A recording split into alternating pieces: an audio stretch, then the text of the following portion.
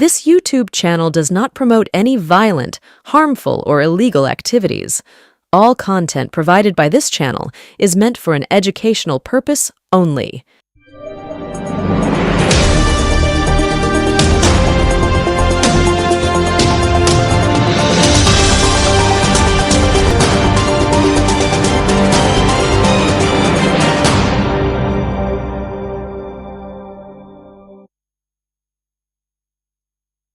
স্বাগতম, নমস্কার, আসসালামু আলাইকুম।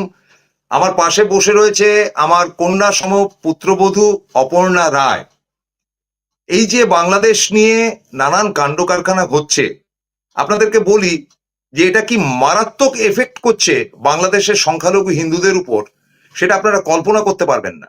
এবং এমন ঘটনা ঘটছে যেটা, দেখুন, এটা স্বীকার করে নিচ্ছি যে বাংলাদেশে যেটা হচ্ছে সেটা স্বাস্থ্যকর নয়, অত্যন্ত নির্দয় নির্মম একটি সাম্প্রদায়িক শক্তি মাথাচাড়া দিয়ে উঠেছে। কিন্তু একই সাথে নানান রকম প্রশ্ন থাকে আমাদের দেশ নিয়েও, যে আমরা কেন চুপ করে রয়েছি, প্রধানমন্ত্রী কেন চুপ করে রয়েছেন। তো সেই জায়গা থেকে অপর্ণা মানে ফ্যামিলি, সেটা ওর মুখ থেকেই শুনবেন, তারা কিন্তু বাংলাদেশে থাকে। মানে রেয়ার অফ দ্য রেয়ারেস্ট একটা ঘটনা নিয়ে এসছি, যে আমার বৌমার কাকা, জ্যাঠা এবং ঠাকুমা তারা এখনো বাংলাদেশে থাকে। ওর বাবা খালি চলে এসেছিল এবং সেখানে অপর্ণার জন্ম এখানে। অপর্ণার মা কিন্তু বাংলাদেশে গেছে, অপর্ণা এখনো যেতে পারেনি। ফলে আতঙ্কিত সিচুয়েশন, বারবার সেখানে ফোন করা হচ্ছে, জিজ্ঞেস করা হচ্ছে যে কি অবস্থা, কোথায় দাঁড়িয়ে রয়েছে। কার্যত সে কারণেই আতঙ্কিত অপর্ণা আপনাদের সামনে কিছু বক্তব্য রাখবে এবং আমি চাই যে আপনারা শান্ত মতন পুরো ঘটনাটি ঘটে আপনাদের, কিন্তু আমরা কিন্তু একবারও বলছি না যে আমাদের সংখ্যালঘু ভাই যারা এই রাজ্যে আছে তাদের দিকেও যেমন আমাদের নজর দেওয়া দরকার, তেমন একই সাথে আমরা দাবি করছি যে ওই দেশে হিন্দুরা যারা রয়েছেন তাদের দিকেও কিন্তু বাংলাদেশের যে প্রশাসন, সেই প্রশাসনের কিন্তু নজর দেওয়া উচিত। কিন্তু সমস্যা হচ্ছে যেটা যেটা বারবার করে ওদিক থেকে খবর আসছে, যেটা ওরা বলছেন যে আপনাদের টিভি মিডিয়া এত মারাত্মক মিথ্যা কথা বলছে। এবং বিশেষ করে দুটি চ্যানেলের ব্যাপারে তো তারা সরাসরি বলেছেন। একটা প্রথম শ্রেণীর প্রথম চ্যানেল, নাম করতে চাই না, এবং আরেকটি আর দিয়ে নাম, সেই চ্যানেলটির সম্বন্ধে একেবারে খোলাখুলি বলছে ওরা মিথ্যা কথা বলছে, মিথ্যা কথা। আমি মেনে নিচ্ছি যে বাংলাদেশে যারা এই বাইটগুলো দিচ্ছে তারা প্রত্যেকেই ছাত্র সংসদের লোক এবং ছাত্ররা এই ব্যাপারটা দেখছে। কিন্তু আমাদের এমন কিছু করা উচিত না যেটা ওদেরকে আরো তাতিয়ে দেবে। এমনি সাম্প্রদায়িক শক্তি সেখানে মাথাচাড়া দিয়েছে। আমরা যদি এখানে উস্কানিমূলক কথাবার্তা বলতে থাকি, তার এফেক্টটা গিয়ে এই অপর্ণার ঠাকুমা, বৃদ্ধা ঠাকুমা, আজই আছেন কালকে চলে যাবেন, কিংবা ওর জ্যাঠা, তারও তো এখন বেঁচে থাকার বয়স রয়েছে, তিনি আমার থেকেও বয়সে ছোট, এবং তার কাকা প্লাস কাকিমা, জেঠিমা বা তাদের সন্তানাদি, তাদের রিস্ক একটা ফ্যাক্টর হয়ে যাচ্ছে। আমি সরাসরি অপর্ণাকে বলবো যে অপর্ণা, তুমি আজকে খোলা মনে আমাদের দর্শকদের সামনে তোমার ঘটনাটি বলো, এবং তুমি বোধহয় প্রথমেই কুণাল ঘোষের কথা বলবে, একটু বলো প্লিজ, ক্যারি অন। নমস্কার, আমি অপর্ণা গুপ্ত, দমদম পার্কে থাকি, সাধারণ গৃহবধূ। তো আমি প্রথমে যেটা শুরু করব সেটা কুণাল কাকুর একটা লেখা থেকে আমি শুরু করছি। তিনি লিখেছেন, বাংলাদেশ থেকে আপত্তিকর খবর আসছেই। নরেন্দ্র মোদীর সরকার কি আঙুল চুষছে? 56 ইঞ্চির সংলাপ কোথায় গেল? মুখ্যমন্ত্রী মমতা বন্দ্যোপাধ্যায় বলেই দিয়েছেন, আন্তর্জাতিক বিষয়ে রাজ্য কিছু করতে পারে না, কেন্দ্র যা করবে রাজ্যের সমর্থন থাকবে। দরকারে রাষ্ট্রসংঘের সঙ্গে কথা বলে শান্তি সেনা পাঠানো হোক। কিন্তু কেন্দ্র নীরব, নিষ্ক্রিয়। ওপারের হিন্দুদের উপর আক্রমণ দেখিয়ে এপারের হিন্দুত্বের ভোট মার্কেটিং। বিজেপি মিছিল করার সুযোগ পাচ্ছে, দিল্লি বসে বসে দেখছে। অবিলম্বে যথাযথ পদক্ষেপ নিক কেন্দ্র। অবিলম্বে বাংলাদেশে হিন্দু নির্যাতন থামাতে হস্তক্ষেপ করুক কেন্দ্র। এরা মণিপুর শান্ত করতে পারে না, বাংলাদেশের ক্ষেত্রেও রহস্যময় নীরবতা। এখনই কঠোরতম বার্তা যাক দিল্লি থেকে, সচিব পর্যায়ের মিটিং ঠিক হোক। আর 56 সব দেশ ঘরেন, বিনা আমন্ত্রণে পাকিস্তানে গিয়ে চমকের প্রচার নেন। এখন বাংলাদেশে যাবেন না কেন? যদিও মণিপুরে যাওয়ার সময় হলো না তার। বাংলাদেশে যা ঘটছে প্রতিবাদ করছি, কিন্তু রাজ্য সরকারের কিছু করার এখতিয়ার নেই। মুখ্যমন্ত্রীর অবস্থান স্পষ্ট করেছেন, এখন অবিলম্বে যথাযথ পদক্ষেপ নিক দিল্লি। এবার অপর্ণা আমি সরাসরি তোমার কাছে বলবো, যেটা আমার প্রশ্ন করার দরকার আমি জানি, কিন্তু আমার প্রিয় দর্শক বন্ধু যারা এই মুহূর্তে দেখছেন, হিন্দু মুসলমান সবাই, তোমার কাছে আমার প্রথম প্রশ্নটা হচ্ছে যে তোমার ফ্যামিলি বাংলাদেশে কোথায় আছে দয়া করে বলো না, কারণ তাদের কাছে এই NK digital is very popular channel, তাদের কাছে চলে গেলে তাদের লাইফ রিস্ক হয়ে যাবে। তোমার কাছে প্রথম প্রশ্নটা হচ্ছে যে তোমার কে কে ওখানে রয়েছে, সেটা একটু ডিটেল বলো। আমার বাবার দিকের পরিবার রয়েছে, বাবা একমাত্র এখানে। হুম। ওখানে আমার জ্যাঠা রয়েছে, কাকা রয়েছে, কাকিমা, আমার ভাই বোনেরা, আমার মোট 5 ভাই বোন রয়েছে ওখানে। হুম। এছাড়া মানে কাকার ছেলে মেয়েরা ছেলেমেয়েরা এবং জ্যাঠার ছেলেমেয়েরা মিলে মোট 5 ভাই বোন রয়েছে ওখানে। এছাড়া আমার তাদের কি ঠাকুমা ওখানে বিয়ে রয়েছে। থা হয়েছে? হ্যাঁ, একজনের বিয়ে হয়েছে, একজন ওখানকার ক্রিকেট টিমে খেলেও। আচ্ছা, ওখানে সবাই রয়েছে, আমার ঠাকুমা নাম রয়েছে। নাম করার দরকার নেই। হ্যাঁ। ঠাকুমা রয়েছে। ঠাকুমার ৯০ বছরের ওপর বয়স এবং ১ম থেকেই বাংলাদেশেই রয়েছে। বাবাই একমাত্র স্বাধীনতার পরে এখানে চলে আসে। ফলে এটা একটা ভালো ব্যাপার যে তারা বাংলাদেশী এবং তারা বাংলাদেশকে নিজেদের দেশ মনে করেছে। একদমই। এবং আমার কথাটা হচ্ছে যে তুমি তো খবর পাও বাবার কাছ থেকে। হুম, এতদিন যে তিনি বাংলাদেশে রয়েছেন বা বাংলাদেশেই তারা রয়েছেন চিরকাল, হুম। তাদের সঙ্গে কি কোনো দুর্ব্যবহার করা হয়েছে বা তাদের সঙ্গে কি অন্যায় করা হয়েছে যেখানে তারা থাকেন? বিভিন্ন রকম খবর পাওয়া যাচ্ছে ঠিকই, কিন্তু আমি আমার না, প্রথমে আমার কথাটা হচ্ছে এতদিন মানে হ্যাঁ, এই এতদিনের হাসিনার মধ্যে চলে যাবার আগে অবধি কি তোমার বাবা, তোমার কাকা, জ্যাঠা এদের উপর কোনো অত্যাচার হয়েছে? না, কোনো অত্যাচার হয়নি, বরং ওখানে খুব সুন্দরভাবে তারা বসবাস করেছে এতদিন যাবৎ। এতদিন তাদের সাথে আমারও ফোনে কথা হয়েছে। বাবা তো কথা নিয়মিত বলে। কোনো রকম সাম্প্রদায়িক কোনো ব্যাপার-স্যাপার ওখানে এতদিন কিন্তু ছিল না। খুব শান্তিপূর্ণ সহাবস্থান ছিল। তাহলে আমার কথাটা হচ্ছে যে এই মুহূর্তে তুমি তুমি জানো যে হাসিনা যখন দেশ ছেড়ে চলে আসলেন, তারপর থেকে তো একটা নিরবিচ্ছিন্ন ঘটনা ঘটেছে যার মধ্যে জামাত-টামাত ইত্যাদিরা রয়েছে। হুম। তোমার ফ্যামিলি এখন কেমন আছে? কি বলছেন তারা? আমার ফ্যামিলি বাংলাদেশের দুটো খুব মানে বড় শহরেই থাকে। মানে দুটো বড় শহরে ভাগাভাগি হয়ে রয়েছে। হুম, বেশ। এবং সেখানে যেটা আমি আমার জ্যাঠার সঙ্গে এবং আমার ঠাকুমার সঙ্গে কথা বলে জানতে পেরেছি এবং বাবা যে প্রতিদিন কথা বলছে, ওদের কিন্তু ওখানে সেরমভাবে এখনো কোনো এফেক্ট পড়েনি। আচ্ছা। মানে মুসলিমরা যে ওদের উপর অত্যাচার করছে বা ওরা খুব নিপীড়িত বা সাম্প্রদায়িক মানে যেসব জিনিসপত্র এখানের নিউজ চ্যানেলগুলো দেখাচ্ছে, আমার কিন্তু ঠাকুমা বা জ্যাঠারা বা আমার ভাই বোনেরা যারা কথা বলছে, তারা কিন্তু বলছে আমরা কিন্তু মানে নির্দ্বিধায় বাজারে যাচ্ছি, বাজার করছি। আমাদের যে ব্যবসা আছে ওখানে, কাপড়ের ব্যবসা রয়েছে, মাছের ব্যবসা রয়েছে। ওখানে কিন্তু খুব ভালোভাবেই চলছে। কোন রকম অসুবিধায় কিন্তু তারা এখনো পড়েননি। ওই অঞ্চলে কিন্তু কোন রকম সাম্প্রদায়িক হিংসা, হানাহানি কিছু নেই। এবং যারা মুসলিম প্রতিবেশী তাদের সঙ্গে সুন্দরভাবেই সময় কাটাচ্ছে। তো এখানে একটা প্রশ্ন স্বাভাবিকভাবে আসতে পারে যে দেখো, শত হলেও তারা তো আমার কুটুম। হুম, ফলে একটা আত্মীয়তার ব্যাপার রয়েছে, যেটা কুণালদা বলেছেন হুম। যে প্রধানমন্ত্রী দেখুন, সে ব্যাপারে পরে আসছি। তোমার কি মনে হয় যে এই যে ঘটনাটি ঘটলো, এরা দাবি করছেন যেটা, যে এখানকার কিছু টিভি চ্যানেল এমন উগ্রভাবে জিনিসটাকে দেখাচ্ছে এবং আনন্দবাজার পত্রিকাতেও আমরা হেডলাইন যেগুলো দেখছি, সেগুলো আমি জানি না আনন্দবাজার সেখানে পৌঁছায় কিনা। কিন্তু ইউটিউব বা নিউজের যে ইউটিউব গুলো রয়েছে বা পোর্টাল যেগুলো রয়েছে, সারা বিশ্বে ছড়িয়ে যাচ্ছে। একদম। সেটাতে কি নেগেটিভিটি হচ্ছে সেটা যদি একটু দয়া করে বলো। নেগেটিভিটি মানে কিছু জায়গায় তো ডেফিনিটলি ঘটনা কিছু ঘটছে। হ্যাঁ। কিন্তু সামগ্রিকভাবে এখনই বাংলাদেশে বসবাস করা যাচ্ছে না। হিন্দুদের উপরে মানে অকথ্য অত্যাচার চলছে। এগুলো কিন্তু আমার যতটা পার্সোনাল যেটা আমার এখতিয়ার রয়েছে, কারণ আমার নিজের লোকেরা ওখানে রয়েছে। তাদের থেকে যে ফিডব্যাক সেখানে কিন্তু সেরমভাবে এখনো সেই পরিস্থিতি তৈরি হয়নি। কিছু ক্ষেত্রে কিন্তু আমাদের দেশের যে ১ম সারির সংবাদপত্র এবং ১ম সারির কিছু নিউজ চ্যানেল যেভাবে এই খবরগুলোকে চালাচ্ছে, সেটা কিন্তু মারাত্মক দিকে চলে যাচ্ছে এবং সেখান থেকেই কিন্তু একটা ভয়, একটা সাম্প্রদায়িকতা ও উস্কানি আমার মনে হচ্ছে শুরু হচ্ছে। যাই হোক, আমরা একটা বিরতি নিয়ে নিচ্ছি। বিরতির পর ফিরে এসে অপর্ণা আরো কিছু আপনাদের সংবাদ জানাবে। একটা ছোট্ট বিরতি নিচ্ছি। Found Kolkata's first ever sweet shop serving so unique items like Dab Malai Curry, Motichur Truffle, Gajor Borfi, Dab Kalakand, and I had to try them. শুধু তাই নয়, শক্তিগড়ের ল্যাংচা, বর্ধমানের সীতাভোগ, মালদার পোস্তকদম, বহরমপুরের ছানা বড়া, এগুলো সবকিছু খেতে হলে আর এত দূরে যেতে হবে না। সুন্দরিনী ন্যাচারালসে পেয়ে যাবে পশ্চিমবঙ্গের বিখ্যাত 10টা জেলার মিষ্টি all under the same roof. এদের বেস্ট সেলার্স কচি ডাবের শাঁস দিয়ে বানানো ডাব মালাইকারি আর কলা পাতায় মোড়া গুড়ের সন্দেশ পাতুরি আর মাস্ট ট্রাই।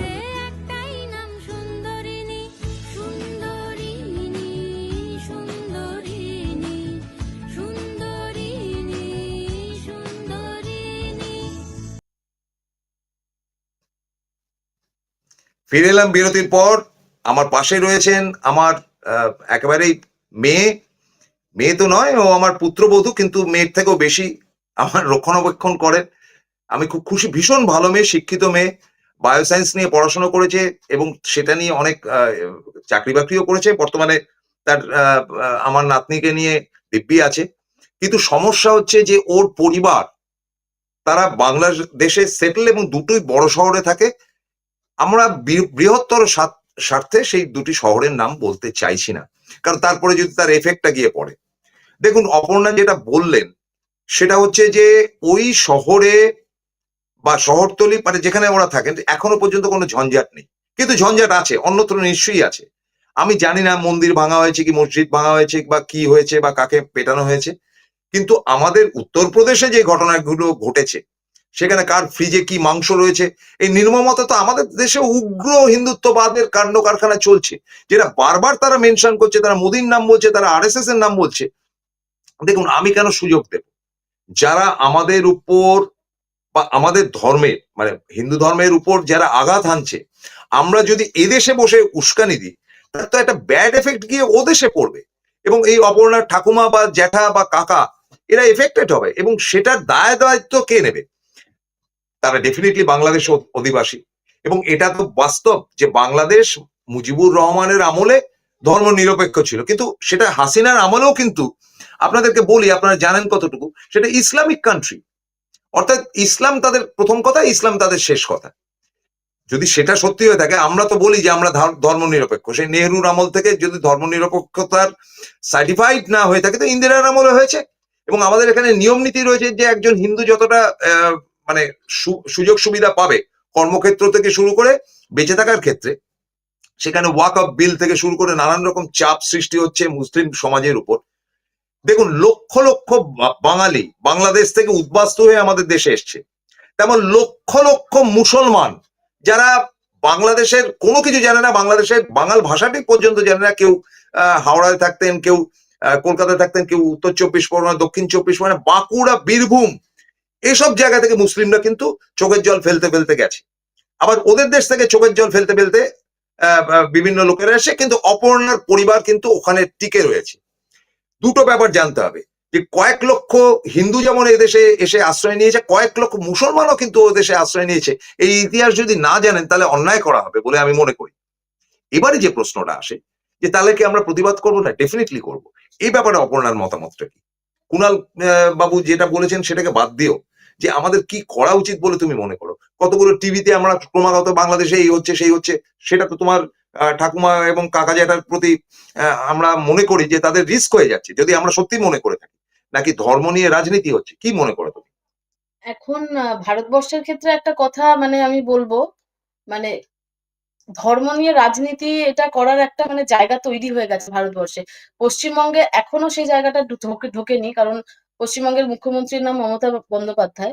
তো সেই জন্য তিনি সংখ্যালঘুদেরকে নিজেদের মতো করে রেখেছেন, এবং আমার মনে হয় সংখ্যালঘু যে দেশেরই হোক, তাদেরকে নিরাপত্তা দেওয়াটা অন্য মানে যারা সংখ্যায় বেশি তাদের কিন্তু একটা কর্তব্যের মধ্যে পড়ে।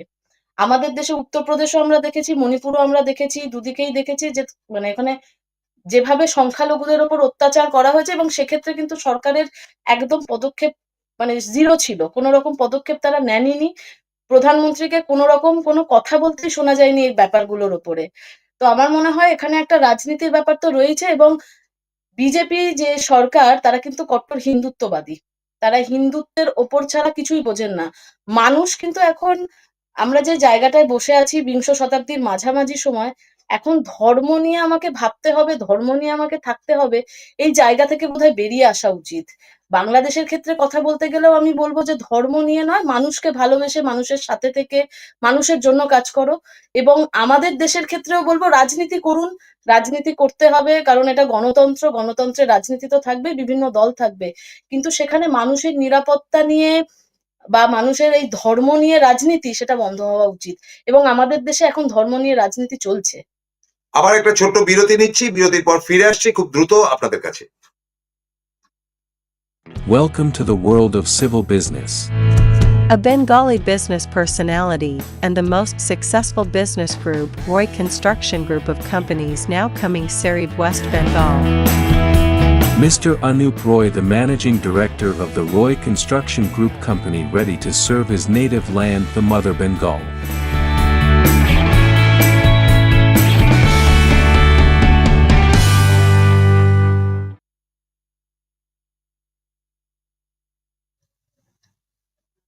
ফিরে এলাম বিরতির পর। অপর্ণার কাছে যে প্রশ্নগুলো করে যেটা জানতে পারছি, অপর্ণা একটা কথা পরিষ্কার বলছে, ও তো একজন হিন্দু গৃহবধূ। এবং আপনাদেরকে বলছি, এমন নয় যে আমি এখানে হিন্দুত্ববাদের বিরুদ্ধে। দয়া করে একটু দেখে নিন, আমারও একটা পৈতে আছে। আমরা তো মানে ব্রাহ্মণ কাস্ট্রির মধ্যে পড়ে, দিস ইজ মাই পৈতে। তো এটাকে দেখিয়েই বলছি যে আমাদের এমন কিছু করা উচিত না আমাদের আধুনিক জায়গা থেকে, যেটা কিনা আমাদের ওপার বাংলার হিন্দুদের ক্ষতি হয়। অপর্ণা বলছে যে আমাদের নিজেদের দেশের মধ্যেই তো সাম্প্রদায়িক সমস্ত কর্মকাণ্ড চলছে, যেটা নরেন্দ্র মোদীর দেখা উচিত। কি বলছো একটু সুস্পষ্ট ভাবে যদি বলো, একটু জোরে বলতে হবে। দেখুন, ধর্মটা হচ্ছে, আমি যেটা মনে করি, আমাদের বাইরের একটা প্রচ্ছেদ। ভেতরটা কিন্তু আমাদের ধর্ম দিয়ে তৈরি হয় না। আমরা মানুষ, এটা হচ্ছে সবার আগে কথা। যে দেশেই থাকুক সংখ্যালঘুদের নিরাপত্তা আমাদের দিতে হবে। আমরা যারা সংখ্যাগরিষ্ঠ তাদের সবসময় মনে করতে হবে সংখ্যালঘুরা যাতে নিশ্চিন্তে নির্ভয়ে আমার দেশে ভালোভাবে থাকতে পারে, সব অধিকার নিয়ে। তবে কিন্তু আমরা একটা সভ্য জাতি হিসাবে আমাদের নাম থেকে যাবে। সেটা বাংলাদেশের ক্ষেত্রে যেমন, আমার দেশের ক্ষেত্রে যেমন, সেরকম একদম সত্যি। বাংলাদেশে যেটা ঘটছে দিনের পর দিন, সেটা ঠিক হচ্ছে না।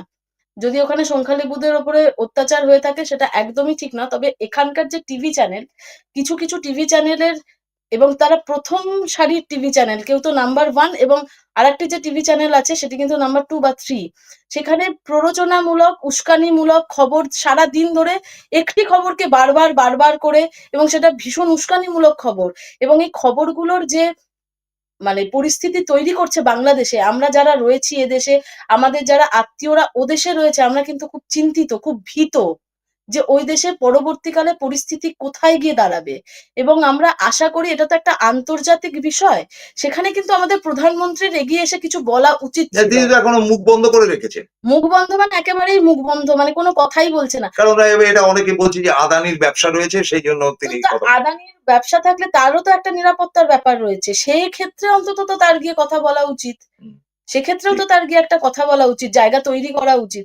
আজকে ইন্দিরা গান্ধী যখন নিজে গিয়ে একটা সমস্যার সমাধান করে দিয়ে এসেছেন, সেখানে সেই প্রধানমন্ত্রীকেও আমরা দেখেছি, আর আজকে আমরা এই প্রধানমন্ত্রীকেও দেখছি। আমার দেশে যখন ঘটছে, একবার মণিপুর ঘটলো, উত্তরপ্রদেশে দিনের পর দিন যে অকথ্য অত্যাচার, শুধু যে গুজরাটে মুসলিমদের রয়েছে, ওপর, এখানেও শুধু যে মসজিদ মুসলিমদের ভাঙা ওপর হয়েছে। তা নয়, নিম্ন স্তরের হিন্দুদের ওপরও যেভাবে অত্যাচার করা হচ্ছে, আমি জানি না যে মানে আমাদের দেশের পরবর্তী পরিস্থিতি কি হতে চলেছে, কি মানে কি ঘটতে চলেছে।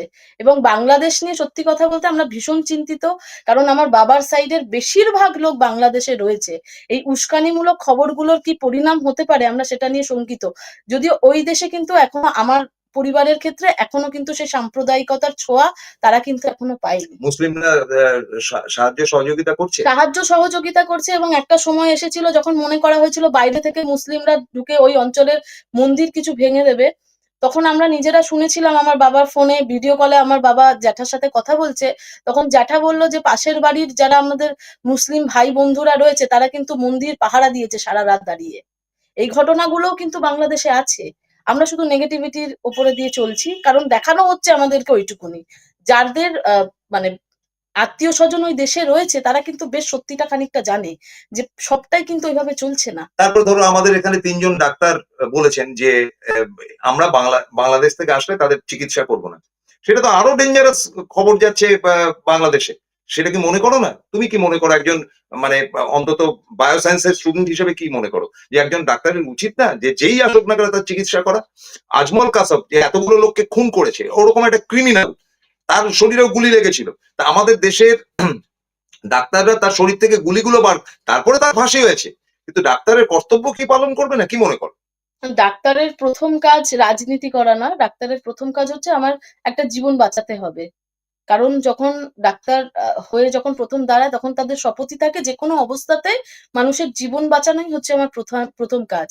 কোনো দেশ, কোনো জাতি, কোনো বর্ণ, এটা নিয়ে কিন্তু ভাবনা চিন্তা ডাক্তারদের অন্তত করা সাজে না। কারণ আমরা মানে ভগবানের পরে যার কাছে গিয়ে সবকিছু মানে আশার জায়গা খুঁজে পাই কারো শরীর খারাপ হলে আপনজনদের, সেটা হচ্ছে ডাক্তার। তো বাইরে থেকে আসছে, নিশ্চয়ই সেই দেশে সেই পরিকাঠামো নেই বলে আমার দেশে এসে চিকিৎসা করাচ্ছে। তো এটা একটা আন্তর্জাতিক, মানে কি বলবো, ডাক্তারি Relationship. রিলেশনশিপ একটা তৈরি হয়। সেখানে যদি বলি যে আমরা চিকিৎসা করব না, তাহলে এর থেকে ন্যক্কারজনক কিছু হতে পারে না। তাহলে আজকে যদি আমার কিছু হয়, আমি যদি অন্য একটা দেশে যে যেতে ঘটনা চাই, আরজি করে হয়েছে যে একটা ছেলে মারাই গেল, এগুলো তো মেনে নেওয়া সম্ভবই নয়। জীবনটাকে প্রথমে ফিরিয়ে দিতে হবে, তারপরে আন্দোলনের পথে চলুক। আর ডাক্তারদের সাথে তো বাংলাদেশের কোনো সম্পর্ক নেই। বাংলাদেশ থেকে একটা মুমূর্ষু রোগী আসলে ডাক্তার দেখবে না কেন? ডাক্তারের এখতিয়ারের মধ্যে তো সেটা পড়ে না। রাজনীতি করতে তো ডাক্তাররা না, নাকি এখন রাজনীতির আখড়া তৈরি হচ্ছে আমি বুঝতে পারছি না। এটাও একটা বিরাট প্রশ্ন যে ডাক্তাররা কেন রাজনীতির মধ্যে ঢুকছে? তারা ডাক্তারিটা ভালোভাবে করুক না। যাই হোক, আজকে আমি আমার পুত্রবধূকে আপনাদের সামনে নিয়ে আসলাম। ও আমার অত্যন্ত স্নেহের, এবং ও খুব মানে ওর জ্যাঠা কাকা বা ঠাকুমাদের নিয়ে খুব কান্নাকাটি করছিল বলেই আজকের এপিসোডটা সরাসরি আমি বিনীতভাবে, যেটা অপর্ণা বললো, যে মিডিয়া আপনারা দয়া করে একটু থামুন, একটু চুপ করুন, একটু মুখে আঙুল দিন। এবং মাননীয় মুখ্যমন্ত্রী মমতা বন্দ্যোপাধ্যায়কে বলছি, অপর্ণা আজকে যে বক্তব্যটি দিলেন সেটা আমি সমস্ত রাজনৈতিক নেতাদের কাছে দেব, যে এটা অবশ্যই শান্তির বার্তা নিয়ে, দরকার হলে আমেরিকা বা যে কোনো দেশই হোক, তাদের কাছ থেকে সহযোগিতা নিয়ে একটা শান্তির বাতাবরণ তৈরি হোক। আমরা যদি নিজেরাই ঠিক না থাকি, আমরা যদি নিজেরাই উস্কানিমূলক কথাবার্তা বলি, তাহলে চলবেটা কি করে? আরেকজনকে উপদেশ দেব কি করে? কাজেই আমি সমস্ত হিন্দু পরিবার যারা ওখানে রয়েছে তাদের স্বার্থে আমি এবং অপর্ণা আমরা কিন্তু আজকে আবেদন রাখছি, দয়া করে আজে বাজে খবর সার্ভ করে ওদেশের সংখ্যালঘু হিন্দুদেরকে বিপদে ফেলবেন না। কারণ এখনো কিন্তু ওই দু চারটি মানুষকে পতাকার উপর পা দিল এবং কে কি করলো, এগুলো তো নিন্দনীয়, এগুলো তো কোনো স্বাভাবিক মানুষ করতে পারে না, নারকীয় ঘটনা। কিন্তু তার জন্য বাংলাদেশিরা হিন্দুদের উপর অত্যাচার করবে, মানে মুসলমানরা, সেটা তো সত্যি নয়। আমরা কেন উস্কানিমূলক খবর করব? কি বিজেপিকে ভোট পাইয়ে দেওয়ার জন্য? প্লিজ মমতা বন্দ্যোপাধ্যায়, এই নিউজগুলো যে চলছে এইদিকে আপনি একটু নজর দিন। মাননীয় মুখ্যমন্ত্রী এবং কুণাল ঘোষকেও আলাদা করে বলবো যে আজকে আপনার বার্তা দিয়ে আমরা শুরু করেছি। আমরা সমস্ত দলকে বলবো, এই যে শুভেন্দু যেটা করছে ভালো করছে না, আসলে এদের ধান্দাটাই হচ্ছে কোনোভাবে ভোট পাওয়ার 2026-এর জন্য। তার মধ্যে কেউ যদি বাংলাদেশে মরে যায় মরে যাক, দয়া করে এই সমস্ত নুইসেন্স বন্ধ করুন। এসব মাথা মোটা লোকেদেরকে আজে বাজে মন্তব্য করতে বারণ করুন। মুখ্যমন্ত্রী দয়া করে প্রধানমন্ত্রীকে জানান তিনি যেন যত দ্রুত সম্ভব এই বিষয়টি দেখেন। এবং ওয়াকফ বিল টিল নিয়ে বিতর্ক, এমনি বাবরি মসজিদ ভেঙে যাওয়াতে তো যথেষ্ট বিতর্ক হয়েছে, আর ওয়াকফ বিল নিয়ে কিন্তু আমরা চাইছি না যে কোনো বিতর্ক নতুন করে সৃষ্টি হোক। Aparna, thank you very much. আজকের মতো শেষ করছি। নমস্কার।